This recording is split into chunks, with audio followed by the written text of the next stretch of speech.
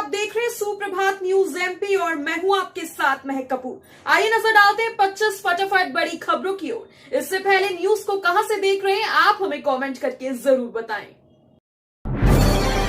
राज्य वन सेवा परीक्षा के लिए पंजीकरण शुरू।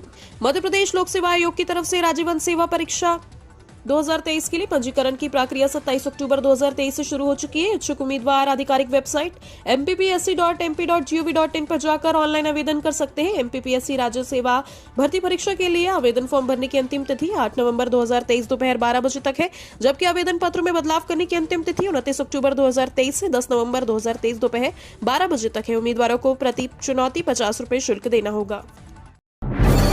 बुंदेलखंड का पहला दौरा करने आ रही हैं प्रियंका गांधी। आज सुबह 11 बजे पहुंचेंगी दमोह।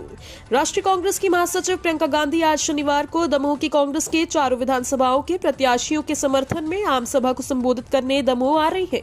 इसके लिए वह सुबह 11 बजे दमोह पहुंचेंगे। इस विधानसभा चुनाव के दौरान प्रियंका गांधी का यह पहला बुंदेलखंड दौरा है। प्रियंका गांधी की आम सभा को लेकर कांग्रेस कार्यकर्ता और नेता तैयारी में जुटे हुए हैं। एमपी के चुनाव में राम की एंट्री, हर दल कर रहा है मंदिर बनाने का वादा। मध्य प्रदेश विधानसभा चुनाव में भी राम और राम मंदिर की एंट्री हो चुकी है। भोपाल में बीजेपी ने अपने प्रचार में राम मंदिर का नाम लेना शुरू कर दिया है। वहीं इंदौर में कांग्रेस हो या बीजेपी, दोनों दल के प्रत्याशी जनता से वादा कर रहे हैं कि अगर जीत गए तो अपने इलाके में राम मंदिर बनाएंगे। इंदौर की अयोध्या कही जाने वाली विधानसभा 4 में राम मंदिर का मुद्दा चुनाव में उठा है। कांग्रेस प्रत्याशी राजा मांधवानी ने विधानसभा क्षेत्र में राम मंदिर बनाने का वादा किया है। 29 अक्टूबर को उज्जैन आएंगे गृह मंत्री शाह। महाकाल की पूजन के बाद आम सभा को करेंगे संबोधित। मध्य प्रदेश विधानसभा चुनाव के दौरान पदाधिकारी और कार्यकर्ताओं में जोश लेने के लिए देश के गृह मंत्री और भारतीय जनता पार्टी के वरिष्ठ नेता अमित शाह 3 दिनों के दौरे पर मध्य प्रदेश आ रहे हैं, जहां आज 28 अक्टूबर को जबलपुर, छिंदवाड़ा और भोपाल विधानसभा में पहुंचेंगे, तो वहीं 29 अक्टूबर को रीवा, शहडोल, खजुराहो के बाद धार्मिक नगरी उज्जैन पहुंचेंगे, जहां पर बाबा महाकाल के दर्शन करने के बाद एक आम सभा को संबोधित करेंगे और संभागीय नेताओं के साथ संवाद और बैठक भी करेंगे। इसके साथ ही 30 अक्टूबर को गृह मंत्री अमित शाह इंदौर, ग्वालियर और चंबल संभाग की विधानसभाओं में पहुंचेंगे। पटाखा लाइसेंस के लिए 2 नवंबर तक करें ऑनलाइन आवेदन। दीपों का त्योहार दीपावली नजदीक है। इस समय बाजारों में खास इंतजाम किए जा रहे हैं, बाजार सजने लगे हैं। इसी के साथ दीपावली पर पटाखे के लिए लाइसेंस बनवाने के लिए ऑनलाइन आवेदन प्रक्रिया करनी होगी। विस्फोटक नियमों के तहत अंतर्गत अस्थायी आतिशबाजी पटाखे स्वीकृति के लिए आवेदनकर्ताओं से ई सर्विस पोर्टल के माध्यम से 2 नवंबर तक ऑनलाइन आवेदन करने का समय निर्धारित किया है। इसके लिए निर्धारित शुल्क का भुगतान कर आवेदन कर सकते हैं।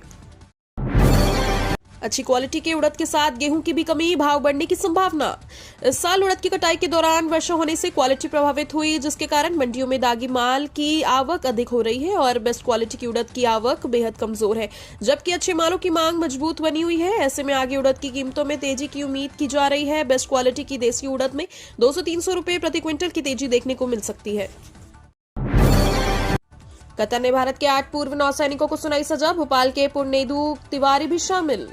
कतर में भारत के 8 पूर्व भारतीय नौसैनिकों को फांसी की सजा सुनाई गई है। ये सभी नौसैनिक 1 साल से कतर में हिरासत में थे। इसमें भोपाल में भी एक शख्स शामिल है। पुरनेदू तिवारी भोपाल में रहने वाले हैं।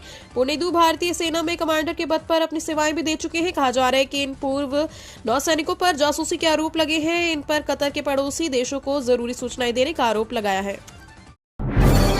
भाजपा के स्टार प्रचारकों की सूची में पीएम मोदी, अमित शाह के साथ योगी आदित्यनाथ भी। मध्य प्रदेश विधानसभा चुनाव के लिए भाजपा ने स्टार प्रचारकों की सूची जारी कर दी है। इस सूची में दिग्गज नेताओं के बीच पूर्व सीएम और भाजपा के फायर ब्रांड नेत्री उमा भारती का नाम नहीं है। भाजपा ने मध्य प्रदेश विधानसभा चुनाव के लिए अपने 40 स्टार प्रचारकों की सूची घोषित की है। इस सूची में प्रधानमंत्री नरेंद्र मोदी का नाम सबसे ऊपर है। इस सूची में केंद्रीय गृह मंत्री अमित शाह, उत्तर प्रदेश के मुख्यमंत्री योगी आदित्यनाथ के साथ केंद्रीय मंत्री राजनाथ सिंह, नितिन गडकरी और भाजपा के राष्ट्रीय अध्यक्ष जेपी नड्डा भी है। नवंबर में 1 करोड़ किसानों को मिलेगी सौगात, जल्द आएंगे खाते में 2-2 हजार। प्रधानमंत्री किसान सम्मान निधि योजना के करोड़ों लाभार्थियों के लिए अगली किश्त का ताजा अपडेट आया है। मीडिया रिपोर्ट्स के मुताबिक दिवाली के बाद नवंबर तक करोड़ों किसानों के खातों में 15वीं किश्त के 2-2 हजार रुपए जारी किए जाएंगे। वहीं जिन किसानों ने केवाईसी, भू सत्यापन और आधार लिंक नहीं करवाया वे फटाफट अपडेट करवा ले, अन्यथा किश्त का लाभ नहीं मिलेगा। दरअसल प्रधानमंत्री किसान सम्मान निधि योजना केंद्र सरकार के किसानों के लिए एक बड़ी योजना है। इस योजना में किसानों को सालाना 6,000 रुपए की राशि दी जाती है। बीजेपी ने मेडिकल कॉलेज तो कांग्रेस ने 25 लाख बीमा। राजनीतिक दलों ने किए एमपी की जनता से स्वास्थ्य संबंधी वादे। मध्य प्रदेश में विधानसभा चुनाव के पहले कई नई योजनाओं की झड़ी लगी है। भारतीय जनता पार्टी और कांग्रेस दोनों ही अपने मतदाताओं को आकर्षित करने के लिए कई बड़ी योजनाओं का ऐलान कर रहे हैं। मुख्यमंत्री शिवराज सिंह चौहान ने स्वास्थ्य व्यवस्था को लेकर एमपी में कई नए मेडिकल कॉलेज खोले जाने की घोषणा की, जबकि कांग्रेस प्रदेश अध्यक्ष कमलनाथ ने मध्य प्रदेश के हर परिवार को 25 लाख का स्वास्थ्य बीमा दिए जाने की घोषणा कर दी है। अब जबलपुर में आर्टिफिशियल इंटेलिजेंस से होगा त्वचा का इलाज।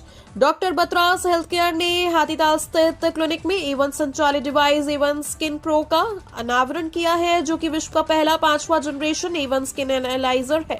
डिवाइस का इस्तेमाल त्वचा की बीमारियों की पहचान के लिए किया जाता है। Khatwani sales and services private limited के CEO रोहित खटवानी ने पत्रकार वार्ता में कहा।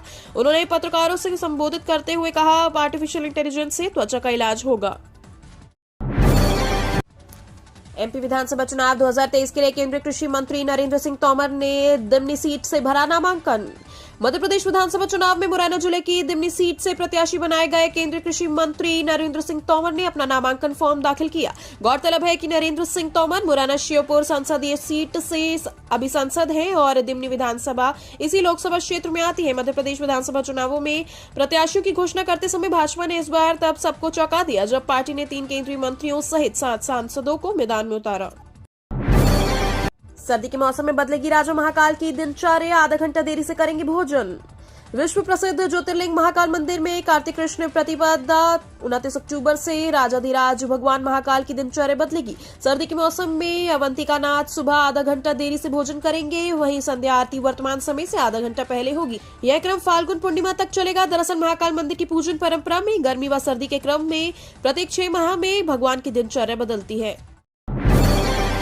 नरोत्तम मिश्रा ने कहा, दत्ते को बनाएंगे औद्योगिक हब, कांग्रेस पर भय और भ्रम फैलाने का आरोप। गृह मंत्री नरोत्तम मिश्रा और दत्ते से बीजेपी प्रत्याशी नरोत्तम मिश्रा ने कहा है कि वो विकसित दत्ते को औद्योगिक हब बनाएंगे, यहां सभी को काम मिलेगा। जी हां, उन्होंने कांग्रेस पर निशाना साधते हुए कहा कि जिनकी दलाली बंद हो गई है उन्हें दतिया में डर दिख रहा है। बीजेपी शासनकाल में ये शांति का टापू बन गया है। ग्राम चोपड़ा, जिगना, निचरोली, चकराम, सागर, काली पहाड़ी, अगोरा, बाजनी सहित अनेक गांवों में डॉक्टर मिश्रा ने चुनाव प्रचार किया। सभी IIM की सूची में IIM इंदौर 5वें स्थान पर। भारतीय प्रबंधन संस्थान Indore QS global MBA ranking 2024 में एशिया के 27वें स्थान पर है। वहीं IIM की सूची में 5वीं रैंक प्राप्त की है। इसी प्रकार संस्थान 151 से अधिक बैंड में अपनी मौजूदगी के साथ IIM रैंकिंग में सभी IIM की सूची में 6ठे स्थान पर है। IIM इंदौर के निदेशक प्रोफेसर हिमांशु राय ने कहा कि उत्कृष्टता के लिए हम निरंतर सुधार कर रहे हैं। 3 कर्मचारियों पर गिरी आचार संहिता के उल्लंघन की गाज। मध्य प्रदेश में 17 नवंबर के दिन विधानसभा चुनाव होने वाले हैं। इसको लेकर जब तारीखों का ऐलान किया गया था तभी आचार संहिता लागू कर दी गई थी। वहीं इसका उल्लंघन करने वालों के खिलाफ सख्त कार्यवाही करने के निर्देश भी दिए गए, लेकिन उसके बाद भी कुछ कर्मचारियों द्वारा आचार संहिता का पालन नहीं किया गया और उसका उल्लंघन किया गया, जिसके बाद उन पर गाज गिरी। बताया जा रहा है मध्य प्रदेश की आर्थिक राजधानी इंदौर शहर में लगातार सिविल कक्षा में आचार संहिता के उल्लंघन की शिकायत ऑनलाइन और ऑफलाइन मोड में पहुंच रही है। भाजपा विधायक ने दिया इस्तीफा, बीएसपी ने बनाया प्रत्याशी, जारी की 9 नामों वाली एक और सूची। मध्य प्रदेश विधानसभा चुनाव में बहुजन समाज पार्टी भी दाल ठोक रही है। पार्टी की नजर भाजपा और कांग्रेस से बगावत करके आने वाले बड़े नेताओं और विधायकों पर है। पार्टी ने एक नई सूची जारी की है जिसमें 9 प्रत्याशियों के नाम शामिल हैं। इसमें एक ऐसे विधायक का नाम भी शामिल है जिसका टिकट भाजपा ने काट दिया, उसे बीएसपी ने अपना उम्मीदवार घोषित कर दिया है। बीएसपी ने बीती रात मध्य प्रदेश विधानसभा चुनाव के लिए अपनी 13वीं सूची जारी की है। इस सूची में 9 उम्मीदवारों के नामों की घोषणा की गई। मतदान से पहले स्कूल बसों सहित 1200 वाहन किए जाएंगे अधिग्रहित। मध्य प्रदेश में 17 नवंबर के दिन विधानसभा चुनाव के मतदान होने वाले हैं। इसको लेकर तेजी से तैयारियां की जा रही हैं। सभी कर्मचारी और अधिकारी विधानसभा चुनाव के कार्य में जुट चुके हैं। वहीं अब विधानसभा चुनाव के लिए सामग्री वितरण के बाद मतदान दलों को संबोधित करने के लिए केंद्र तक पहुंचाने के लिए निर्वाचन कार्यालय के परिवहन प्रभारी और आरटीओ द्वारा निजी स्कूल और अन्य वाहनों की व्यवस्था की जा रही है। सीएम शिवराज ने इंडिया गठबंधन पर कसा तंज। सीएम शिवराज सिंह चौहान ने विपक्षी गठबंधन इंडिया पर निशाना साधा है। उन्होंने कहा कि इंडिया गठबंधन का बड़ा शोर सुना था लेकिन उनका दरार सामने ही आ गया। इसके साथ ही दिग्विजय सिंह द्वारा वीवीपैट को लेकर दिए गए उनके बयान को लेकर कहा कि वो पहले से जानते हैं कि उनकी हार निश्चित है, इसलिए अभी से बहाने गढ़ रहे हैं। मुख्यमंत्री ने कहा कि घमंडिया गठबंधन में केवल दरार ही नहीं पड़ी बल्कि एक दिल के टुकड़े 1000 हुए, कोई उधर गिरा कोई इधर गिरा। इंडिया गठबंधन बनने वाले पहले ही बिखर गए। आज शनिवार को आधे इंदौर शहर में जल संकट। आज शनिवार को आदि शहर में जल संकट रहेगा। मंडलेश्वर में जीआरपी लाइन में हुए लीकेज को सुधारने के लिए शुक्रवार सुबह 9 बजे से नर्मदा प्रथम और द्वितीय चरण से सभी पंप बंद कर दिए जाएंगे, यानी पश्चिम क्षेत्र की टंकियां नहीं भर पाएंगी। इसके चलते आज इन टंकियों से होने वाले जल का वितरण नहीं होगा। नगर निगम के कार्यपालन यंत्री संजीव श्रीवास्तव ने बताया कि मंडलेश्वर में जीआरपी लाइन क्षेत्र में नर्मदा लाइन में हुए लीकेज को सुधारने के लिए 600 मिलीमीटर की लाइन पर डमी प्लेट लगाई गई। प्याज की महंगाई पर लगाम लगाने की कोशिश। इंदौर में त्योहारी और चुनावी मौसम में प्याज की बढ़ती महंगाई सरकार के लिए भी चिंता का सबब बन रही है। खरीफ का नया प्याज आने के बाद प्याज के दामों में नरमी की उम्मीद है। हालांकि अब तक फसल आने में देरी है और इसकी ही आशंका बनी हुई है। ऐसे में दिवाली के मौके पर महंगा प्याज उपभोक्ताओं को तो परेशान कर ही सकता है, खेरची महंगाई दर को भी ऊपर ले जाएगा। लिहाजा सरकार ने अब प्याज की सरकारी बिक्री से ऊंचे हो रहे हैं। जोन से हटने के बाद नाराज एएचओ ने निगम आयुक्त से की शिकायत। एक प्रभारी एएचओ ने जोन से हटाए जाने के बाद निगम आयुक्त को पत्र लिखकर अपनी नाराजगी जताई। साथ ही नियमों का हवाला देते हुए इस मामले में न्यायालय जाने को कहा। हाल ही में निगम प्रशासन ने एक प्रभारी एएचओ को जोन से हटाकर मुख्यालय अटैच किया है। उसकी जगह एलडीसी को जोन का प्रभार बना दिया गया। इसी के चलते एएचओ महाशय नाराज है। उनका कहना है कि एक दरोगे के कारण मुझे जोन से षड्यंत्र पूर्वक हटाया गया। मध्य प्रदेश चुनाव के बीच उमा भारती चली हिमालय, भाई शिवराज को थमाई 5 मांगों की लिस्ट। मध्य प्रदेश में विधानसभा चुनाव के बीच बीजेपी की दिग्गज नेता उमा भारती हिमालय प्रवास पर जा रहे हैं। उन्होंने बीजेपी के चुनाव घोषणा पत्र के लिए अपनी 5 मांगों की लिस्ट भी सोशल मीडिया के माध्यम से जारी की। इसमें उन्होंने धार की भोजशाला में सरस्वती माई की गद्दी पर वापसी और रायसेन के सोमेश्वर मंदिर के पट खोलने की मांग करके बीजेपी को असहज स्थिति में डाल दिया। इसके साथ ही उमा भारती पहले ही साफ कर चुकी है कि वे केवल मुख्यमंत्री शिवराज सिंह चौहान के कहने पर ही पार्टी उम्मीदवारों के लिए प्रचार करेंगी। वोटिंग के दिन ड्यूटी पर इन 4 विभागों के अधिकारी कर्मचारी कर सकेंगे डाक मतपत्र से मतदान। मध्य प्रदेश में निर्वाचन की प्रक्रिया जारी है। विभिन्न शासकीय विभागों के अधिकारियों और कर्मचारियों की ड्यूटी चुनाव में लगी है। वे निर्वाचन प्रक्रिया में महत्वपूर्ण भूमिका निभाते हैं, लेकिन कई बार वे अपने मतदान के अधिकार का उपयोग नहीं कर पाते। इस बार निर्वाचन आयोग ने 4 विभागों के शासकीय सेवकों के लिए डाक मतपत्र से वोट करने की सुविधा दी है। निर्वाचन आयोग ने जारी इस जानकारी के मुताबिक मतदान के दिन ड्यूटी में होने पर 4 विभागों के शासकीय सेवकों को डाक मतपत्र से मतदान की सुविधा मिलेगी। फिर बदला मध्य प्रदेश का मौसम, कई जिलों में 10 डिग्री तक लुढ़का पारा।